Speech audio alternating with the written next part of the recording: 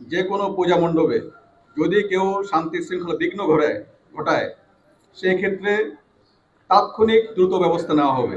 31,000-এর অধিক, 31,500 সংখ্যাটা কম বেশি হতে পারে।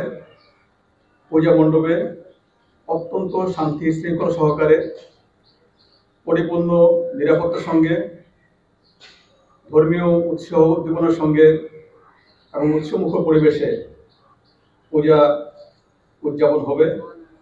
এই পূজার ক্ষেত্রে বাংলাদেশ পুলিশ এবং অন্যান্য আইন শৃঙ্খলা বাহিনী সার্বিক নিরাপত্তা প্রদান করছে।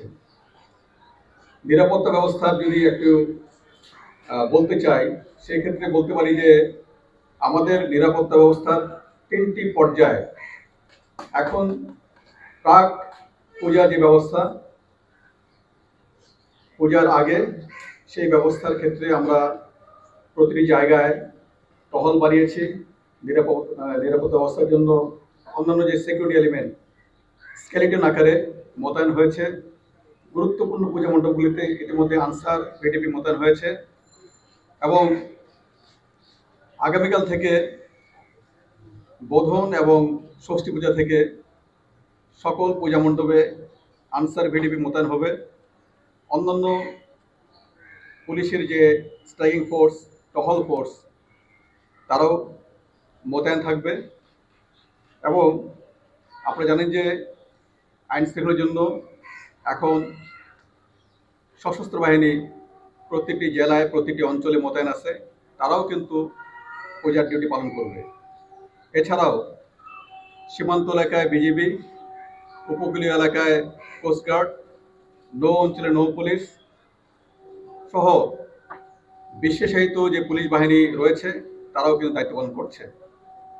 আমরা যে কোনো জায়গায়, যে কোনো পূজা মণ্ডপে যদি কেউ শান্তি শৃঙ্খলা বিঘ্ন ঘটায়, যদি কেউ অপতৎপর চালায়, সেই ক্ষেত্রে তাৎক্ষণিক দ্রুত ব্যবস্থা নেওয়া হবে। এবং আমাদের মোবাইল টিম সহ স্ট্রাইকিং ফোর্স তারা সব জায়গায় কাছাকাছি দূরত্বে রয়েছে। প্রতিটি পূজা মণ্ডপে পর্যাপ্ত সংখ্যক শৃঙ্খলা বাহিনীর সঙ্গে, আনসার বাহিনীর সঙ্গে ভলান্টিয়ার গ্রুপ রয়েছে। তারাও কিন্তু 24/7 কাজ করছে।